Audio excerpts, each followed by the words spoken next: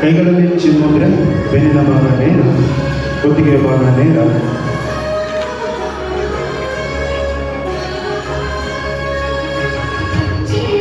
ಕರೋತಿ ಕಲ್ಯಾಣಂ ಆರೋಗ್ಯಂ ಧನ ಸಂಪದಂ ಶತ್ರುಬುದ್ಧಿ ವಿನಾಶಾಯ ದೀಪಜ್ಯೋತಿ ನಮೋಸ್ತುತೆ. ದೀಪಜ್ಯೋತಿ ದೀಪಜ್ಯೋತಿ ಪರಬ್ರಹ್ಮ ದೀಪಜ್ಯೋತಿ ಜನಾರ್ದನ दीपो हरति पापानि संध्या ज्योति नमोस्तुते.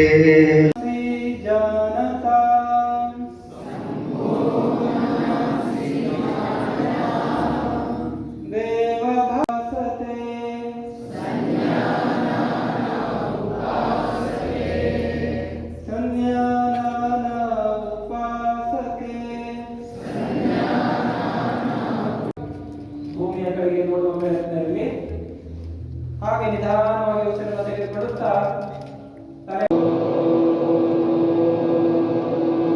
ಕಾಲಗಳನ್ನು ಯಥಾಸ್ಥಿತಿಗೆ ತನ್ನಿ.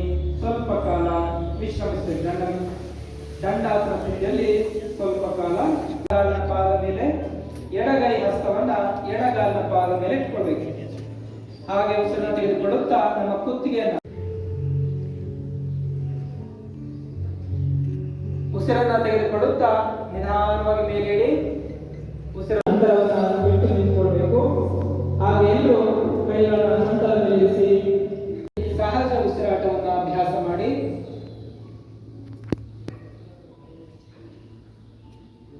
ಹಾಗೆ ಉಸಿರನ್ನು ಹೊರಗಡೆ ಹಾಕ್ತಾ ನಿಧಾನವಾಗಿ ಮಾಡಿ. ನಂತರ ಸಾಧ್ಯವಾಗುವಷ್ಟು ಕಾಲುಗಳನ್ನ ದೇಹಕ್ಕೆ ಹತ್ತಿರವಾಗಿ ಇಟ್ಕೊಳ್ಬೇಕು. ನಮ್ಮ ಕುತ್ತಿಗೆಯನ್ನ ಬಲಕ್ಕೆ ತಿರುಗಿಸಿ ಉಸಿರನ್ನ ತೆಗೆದುಕೊಳ್ಳುತ್ತಾ ಸಮಸ್ಥಿತಿಗೆ ಬನ್ನಿ. ಉಸಿರನ್ನ ಹೊರ ಹಾಕುತ್ತಾ ಕುತ್ತಿಗೆಯನ್ನ ಎಡಕ್ಕೆ ತಿರುಗಿಸಿ ಬಿಸಿಯಾದ ಶಾಖವನ್ನು ಸ್ಪರ್ಶಿಸುತ್ತಾ ಬನ್ನಿ. ನಂತರ ನಿಧಾನವಾಗಿ ಕಣ್ಣುಗಳನ್ನು ತೆರೆದು ನಮ್ಮ ಕರಗಳ ದರ್ಶನವನ್ನು ಪಡೆದುಕೊಳ್ಬೇಕು.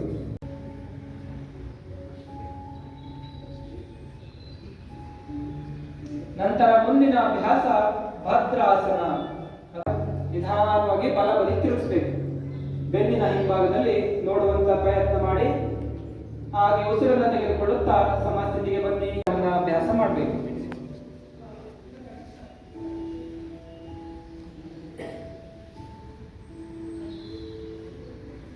ಹಾಗೆ ಇದೇ ಸ್ಥಿತಿಯಲ್ಲಿ ಸಹಜ ಉಸಿರಾಟ ಅಭ್ಯಾಸ ಮಾಡಬೇಕು. ಯಾರಿಗಾದ್ರೂ ತಲೆ ಶಕ್ತಿ ಬರುವಂತ ಸಮಸ್ಯೆ ಇದ್ರೆ ಅಂತವರು ಸ್ವಲ್ಪ ಹುಷಾರ ಮಾಡ್ಕೊಳ್ಳಿ.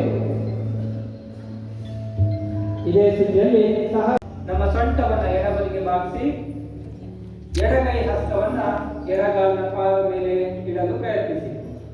ಬಲಗೈ ನೇರವಾಗಿರಬೇಕು. ಹಾಗೆ ಭೂನಮನಾಸನ, ಗೌರವದಿಂದ ಭೂತಾಯಿಗೆ ನಮನವನ್ನು ಸಲ್ಲಿಸಬೇಕು. ಹಾಗೆ ನಿಧಾನವಾಗಿ ಉಸಿರನ್ನು ತೆಗೆದುಕೊಳ್ಳುತ್ತಾ ನಿಧಾನವಾಗಿ ಮೇಲೇಳಿ. ಹಾಗೆ ಮತ್ತೊಮ್ಮೆ ನಂತರ ಪ್ರಾರ್ಥನೆಯನ್ನ ಹೇಳುವ ಮೂಲಕ ಯೋಗಾಭ್ಯಾಸ ಕಾರ್ಯಕ್ರಮವನ್ನು ಶುರು ಮಾಡೋಣ. ನಿಧಾನವಾಗಿ ನಮ್ಮ ಸೊಂಟವನ್ನ ಬಲಬದಿಗೆ ಬಾಗಿಸಿ ಬಲಗೈ ಹಸ್ತವನ್ನ ಬಲಗಾಲಿನ ಪಾದದ ಮೇಲೆ ಇಡಲು ಪ್ರಯತ್ನಿಸಿ. ಎಡಗೈ ನೇರವಾಗಿರಬೇಕು. ಹಾಗೆ ಎಲ್ಲರೂ ಎಡಗೈ ಬೆರಳು ತುದಿಯನ್ನು ನೋಡ್ಕೊಳ್ಬೇಕು. ಇದೇ ಕೈಗಳಲ್ಲಿ ಚಿನ್ಮುದ್ರೆ, ಬೆನ್ನಿನ ಭಾಗ ನೇರ, ಕುತ್ತಿಗೆ ಭಾಗ ನೇರ.